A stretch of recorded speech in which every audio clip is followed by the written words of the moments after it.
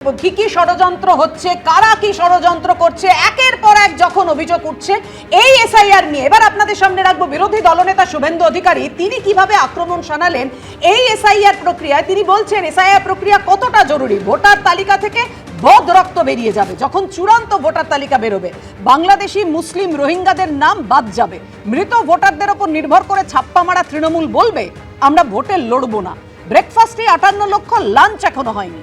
কি আক্রমণ শানিয়েছেন শুভেন্দু অধিকারী, দেখুন। আপনারা নিশ্চিন্ত থাকুন, ভোটার তালিকা থেকে সমস্ত বদ রক্ত বেরিয়ে যাবে, চিন্তার কোনো কারণ নেই। যখন ফাইনাল ভোটার লিস্ট বেরোবে, আমি বলে গেলাম বাংলাদেশি মুসলিম রোহিঙ্গাদের উপরে, মৃত ভোটারের উপরে নির্ভর করে ছাপ্পা মারা তৃণমূল বলবে আমরা ভোটে লড়বো না, এ ভোটার লিস্ট মানি না। এ তো সবে ব্রেকফাস্ট হয়েছে 58 লক্ষ, লাঞ্চ এখনো হয়নি। আমি ঠিক এই প্রসঙ্গটা আলোচনায় আসতে চাইবো সুব্রতদার কাছে। সুব্রতদা, বিজেপি দাবি করছে যে নন্দীগ্রামে হারের পর থেকে আতঙ্কে রয়েছেন মুখ্যমন্ত্রী মমতা বন্দ্যোপাধ্যায়। বিএলএ টুরদের তো সবাই দিতে পারে, তৃণমূলেরও রয়েছে, শাসক দলেরও রয়েছে, বিজেপিরও রয়েছে, কিন্তু সিপিএম করছেটা কি? কি ব্যাপারে সিপিএম কি করবে? তৃণমূলের কোথায়? সিপিএম এর বিএলএ টু কোথায়? সিপিএম এর বিএলএ টু আপনি এবিপি স্টুডিওতে পাবেন না, সিপিএম এর বিএলএ টুদের আপনি রাস্তায় পাবেন, এখানে তো হিয়ারিং হচ্ছে না, আমাদের দরকার না। আমি বলছি আমি রাস্তায় পাবেন, ইলেকশন কমিশনের অফিসে পাবেন। দেখুন, এই যে মিটিংটা হচ্ছে, নির্বাচন কমিশনকে যে ডিরেকশন সুপ্রিম কোর্ট শেষ দিয়েছে তাতে বলেছে যে ইভেন বিএলএ যে কোনো পলিটিক্যাল পার্টি সে হচ্ছে গিয়ে কারোর হয়ে যেতে পারে হিয়ারিংয়ে। এইটা তৃণমূল কংগ্রেসের বিএলএরা যাতে ভালো করে করে, বাকিদের অথরাইজেশন নিয়ে ওরাই চলে গেল হিয়ারিংয়ে, সেইটাকে এনশিওর করার জন্য মুখ্যমন্ত্রীর নেতৃত্বে এই মিটিং হচ্ছে, আদারওয়াইজ কিছু না। দেখুন, এমনিতে মানুষ হ্যারাস্ট হচ্ছে, এ নিয়ে কোনো বিতর্ক আমি জানি না কেন বিতর্ক হচ্ছে, মানুষ হ্যারাস্ট হচ্ছে। আমার কারোর একজনের বাবা বন্দ্যোপাধ্যায় লেখে, ছেলে ব্যানার্জি লেখে, লজিক্যাল ডিসক্রিপেন্সিতে হিয়ারিং হয়ে গেছে, এরকম আছে। এগুলোর কোনো প্রয়োজন ছিল বলে আমার অন্তত মনে হয় না। কিছু নিশ্চয়ই অসঙ্গতি আছে। দেখুন, এই যে বলছে বদরক্ত বেরিয়ে যাবে, বছর বছর এসআইআর হয়, আর বছর বছর এই মৃত নামগুলো থেকেও যায়। কেন থেকে যায় কেউ জানে না। আশা করা যাবে এবারে ওই নামগুলো থাকবে না। আমি দায়িত্ব নিয়ে বলছি যে 58 লক্ষ নাম বাদ গেছে, সেগুলো তো জেনুইনলি বাদ গেছে, কিন্তু যে নাম তালিকা প্রকাশ হয়েছে, যে হিয়ারিং হচ্ছে, তার মধ্যেও মৃত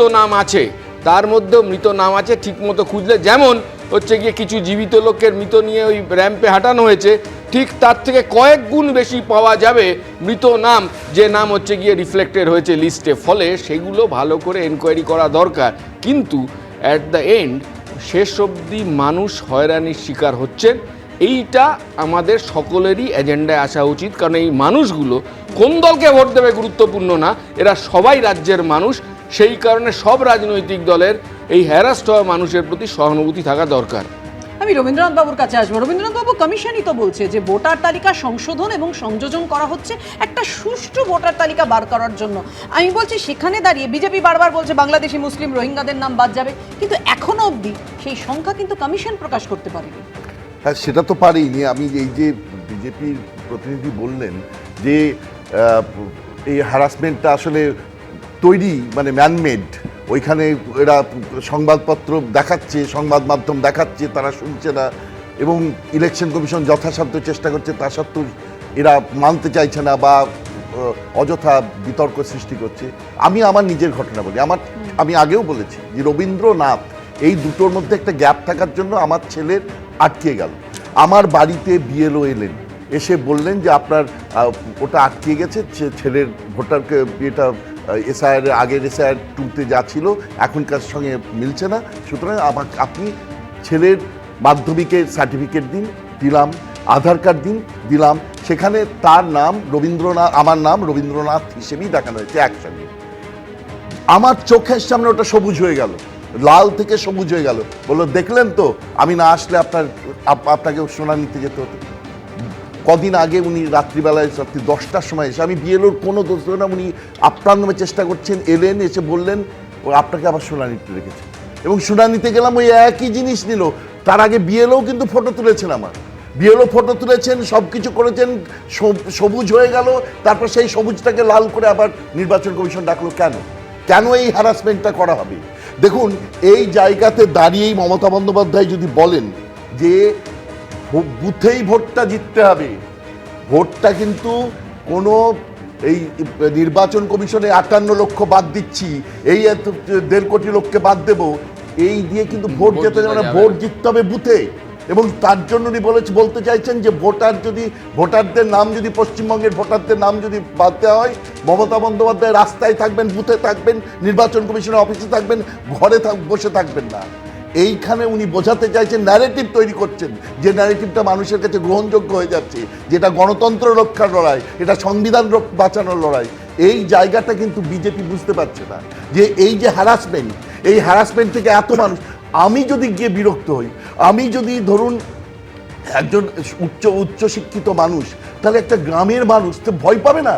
তার তো ভয় হবেই, যে তার নামটাকে একবার আসার পরে দ্বিতীয়বার যদি তাকে ডাকে, তাহলে সে তো ভয় পাবি, যে তাহলে তার যদি আতঙ্ক মনে হয়, সে আতঙ্কের জন্য এই নির্বাচন কমিশন দায়ী। নির্বাচন কমিশনকে দায়ী করতেই হবে। এবং তারা, এটা কি বিএলওর দোষ ছিল?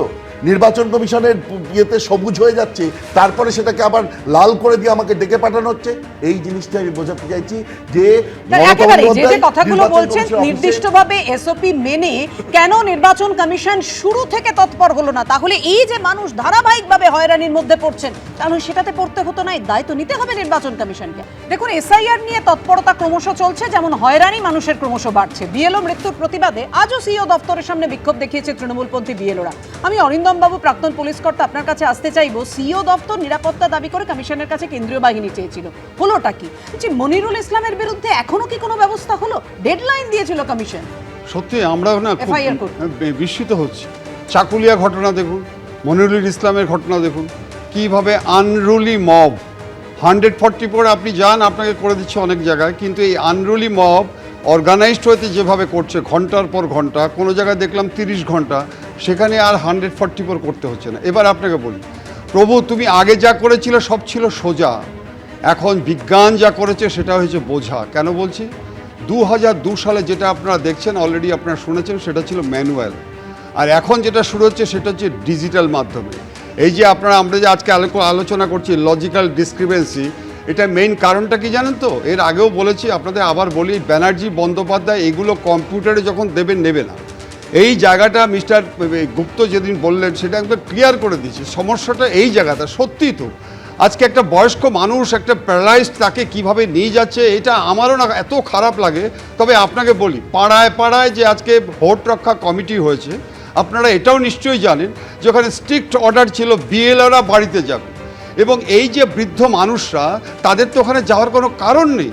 কিন্তু এটা যে একটা কমিউনিকেশন গ্যাপ, এই বিএলও বলুন, বিএলও 2 বলুন, আজকে লজিক্যাল, আজকে মাইক্রো অবজারভার বলুন, এরা কারা? এটা কি ইলেকশন কমিশন দিল্লি থেকে নিয়ে এসছে? এটা তো ওয়েস্ট বেঙ্গল গভর্নমেন্টই দিয়েছে, কিন্তু যারা দিচ্ছে তাদের আজকে অফিসগুলো তছনছ একদম। হয়ে এক্ষেত্রে যাচ্ছে। শাসক দল যেমন ম্যানমার্কিং বাড়াচ্ছে, তেমন মানুষেরও হয়রানি বাড়ছে। সেদিকটা দেখবে তো নির্বাচন কমিশন? এই প্রশ্ন রইল। এবিপি আনন্দ, এগিয়ে থাকে, এগিয়ে রাখে।